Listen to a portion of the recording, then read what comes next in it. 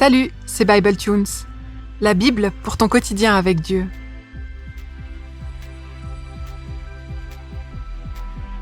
Le texte pour aujourd'hui se trouve dans l'épître de Jacques.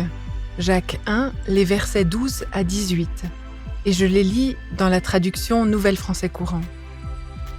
Heureux celui qui persévère dans l'épreuve, car sa fermeté éprouvée lui vaudra la couronne de la vie éternelle que Dieu a promise à ceux qui l'aiment. Si quelqu'un est mis à l'épreuve, qu'il ne dise pas « c'est Dieu qui me met à l'épreuve ». Car Dieu ne peut pas être éprouvé par le mal et il ne met lui-même personne à l'épreuve. En réalité, tout être humain est mis à l'épreuve quand il se laisse entraîner et prendre au piège par ses mauvais penchants. Puis tout mauvais désir conçoit et donne naissance au péché, et quand le péché est pleinement développé, il engendre la mort. Ne vous y trompez pas, mes chers frères et sœurs. Tout don excellent et tout cadeau parfait descendent des cieux. Ils viennent de Dieu, le Créateur des lumières célestes, qui ne connaît ni déclin ni éclipse. Il a voulu lui-même nous donner la vie par sa parole, qui est la vérité, afin que nous soyons au premier rang de toutes ces créatures. Le texte d'aujourd'hui parle d'épreuves, de vie éternelle et de moyens de traverser les épreuves. Jacques avait déjà averti qu'il fallait se considérer comme très heureux quand on avait à passer par toutes sortes d'épreuves, parce que cela produirait de la persévérance. On a vu ça dans l'épisode 2. Mais là, il insiste sur ce thème. La pensée de Jacques fonctionne en spirale, et il revient constamment sur les mêmes sujets. Il enfonce à chaque fois davantage le clou. Je paraphrase le verset « Si tu persévères dans l'épreuve, tu es heureuse ou heureux parce que tu hériteras de la couronne de la vie éternelle. Dieu l'a promise à ceux qui l'aiment. » Quand on parle de couronne, on pense parfois à celle des reines et des rois. Mais ici, il s'agit plutôt d'une couronne de laurier, remis au vainqueur d'une course à pied, le genre qu'on peut voir dans Astérix et Obélix, par exemple. Dieu promet la couronne de la vie éternelle à celles et ceux qui ont persévéré dans l'épreuve, qui ont couru la course jusqu'au bout. Et ce bonheur, il se situe un peu à deux niveaux. Le premier, c'est de savoir qu'il y a cette couronne qui nous est donnée à la fin de la course, mais quelque chose de spécifique par rapport à cette course-là, c'est qu'elle rend déjà heureux pendant la course. Cette persévérance, elle nous rend déjà heureux dès à présent. Le prix, cette couronne de la vie éternelle, elle est pour toutes celles et ceux qui auront montré de l'endurance, à tous ceux qui aiment Dieu pour de vrai. C'est Dieu lui-même qui la promet. Alors j'aimerais te poser une question. Si tu voulais tester la persévérance d'un groupe de personnes, disons d'un groupe de 5 personnes, si on te dit de déterminer quelles sont les personnes persévérantes dans l'équipe, qu'est-ce que tu ferais? Comment savoir qui est persévérant? La seule manière de savoir si quelqu'un a de l'endurance et de la persévérance, c'est de la tester dans le dur de la vie, de proposer un objectif compliqué à atteindre et de voir ce qui se passe. Pas besoin de chercher trop loin. Les épreuves font partie de la vie et tous les chrétiens en rencontrent. Il y a des jours, des mois, des semaines et des années plus douloureuses que d'autres. Et les destinataires de la lettre de Jacques le savent, et nous aussi. Mais quand tu vis des moments difficiles, Dieu te donne l'opportunité de persévérer, de muscler ta foi, de trouver du repos et de continuer ta course. Dieu voit ton effort, il le voit tout au long de la course et il le voit au moment où tu franchiras la ligne d'arrivée. Il y a beaucoup de témoignages dont on pourrait parler de personnes qui ont couru la course de la foi et qui l'ont couru jusqu'au bout. Une des personnes qui m'a marquée était un pasteur ukrainien que j'ai eu l'occasion de rencontrer en 2022. Sa famille avait dû fuir le pays et lui était resté.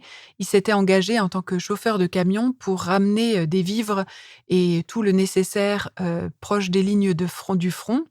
Et il conduisait donc des milliers de kilomètres, souvent sous les tirs de missiles à travers tout le pays pour pouvoir ravitailler les personnes qui étaient en grand besoin, en grande situation de grande précarité. Et il m'a beaucoup frappée parce que, de toute évidence, il savait ce qu'était une épreuve.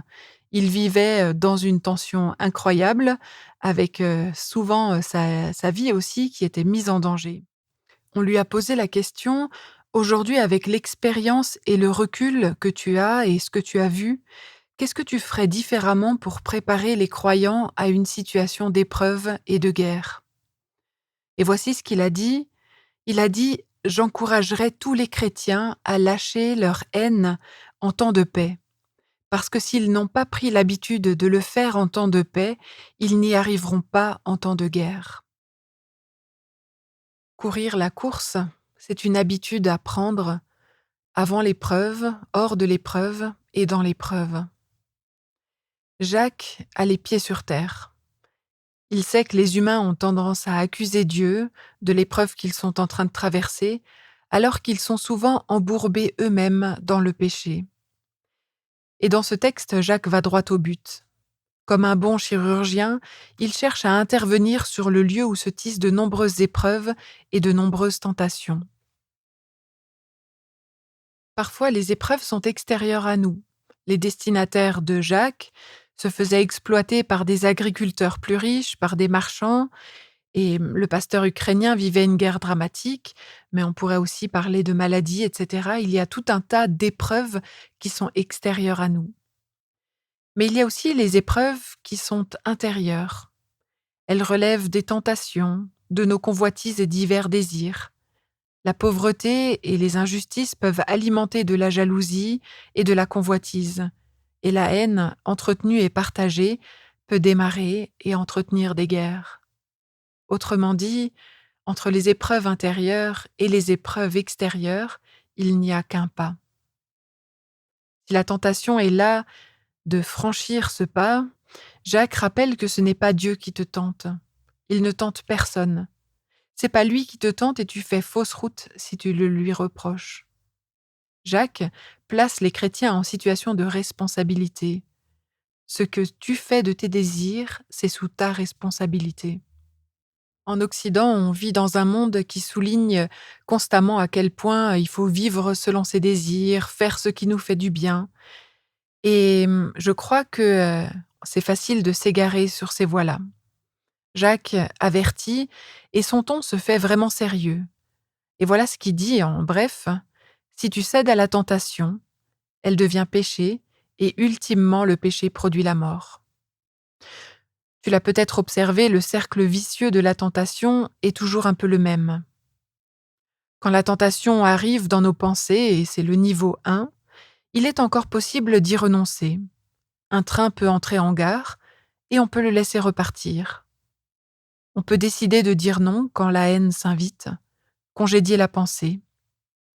Et après le trouble, on règle à nouveau la focale sur Dieu, sur sa volonté, et on continue sa vie. Le moment le plus simple pour réorienter nos pensées et tout ce qui en découle, c'est le moment où le train entre en gare, où la tentation est à nos portes. Mais bien souvent, on passe au niveau 2 de la tentation. On joue avec ses pensées et petit à petit, des nids se forment dans notre tête, des oiseaux s'y installent. Je me pose des questions et si je faisais juste ça? Je cherche une stratégie, je me convainc qu'elle est complètement anodine. Finalement, je commence à laisser le péché s'installer en moi. Le problème du péché, dit Jacques, c'est qu'il grandit et qu'il devient toujours plus fort. Ça devient une habitude, une manière d'être. La Bible parle alors d'esclavage. Quand c'est plus moi qui suis maître de mon péché, mais qu'il domine sur moi. L'esclavage du péché conduit à la mort, dit Jacques. Je tourne en rond sur moi-même de façon complètement autocentrée, j'oublie Dieu et sa volonté pour moi, j'oublie cette vie éternelle en abondance que Dieu voulait me donner. Et Jacques n'y va pas par 4 chemins et je crois qu'il cherche vraiment à secouer ses auditeurs. Et voilà ce qu'il dit, il utilise l'image d'une grossesse morbide. Il dit: si tu copules avec le péché, la fécondation va avoir lieu. La grossesse va se poursuivre et tu donneras naissance à la mort. Il déroule là le tapis entier de ce qui se produit quand on réoriente pas ses désirs.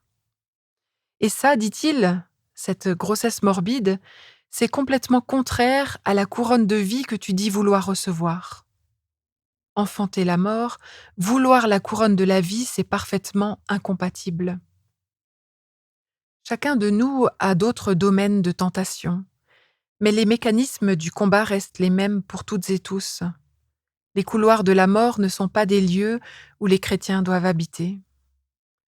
Une vie difficile, des désirs réels, des épreuves et des défis de taille, mais aussi un Dieu généreux, qui accorde sa sagesse à qui la demande sans faire de reproches.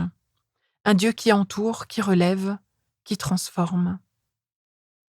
Avec Dieu, la porte est toujours laissée ouverte pour un demi-tour, pour la grâce, pour la repentance, le pardon, la restauration, la réconciliation avec Dieu et avec les autres.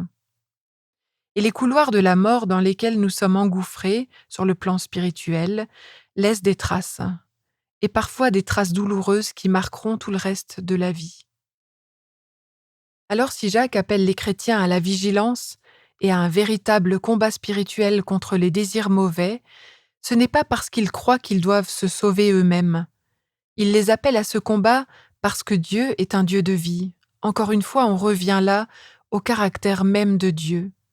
Un Dieu qui est présent, un Dieu qui se soucie et qui veut la vie pour ses enfants. Je relis les versets 16 à 18. « Ne vous y trompez pas, mes chers frères et sœurs, tout don excellent et tout cadeau parfait descendent des cieux. Ils viennent de Dieu, le Créateur des lumières célestes, qui ne connaît ni déclin ni éclipse. Il a voulu lui-même nous donner la vie par sa parole, qui est la vérité, afin que nous soyons au premier rang de toutes ces créatures. La manière dont nous menons nos luttes parle de notre vision de Dieu. S'il est le Dieu sadique qui me tente, je ne vis pas de la même manière que si je comprends à quel point il est amour, il est stable, il est bon et il est généreux. Et Jacques dit qu'il est plus stable que les astres des cieux. Les astres des cieux qui connaissent déclin et éclipse. Dieu est plus stable que cela. Les bonnes choses viennent de Dieu, et il ne veut que le meilleur des cadeaux pour nous. Reprocher notre mort à Dieu, c'est dire que nous ne le connaissons pas. Dieu n'a qu'une idée en tête, nous donner la vie. N'ayons nous aussi qu'une idée en tête, nous attacher à lui et à sa parole pour mener des vies porteuses de vie. Merci de m'avoir écouté sur Bible Tunes et au plaisir de poursuivre ce parcours avec toi dans un prochain épisode.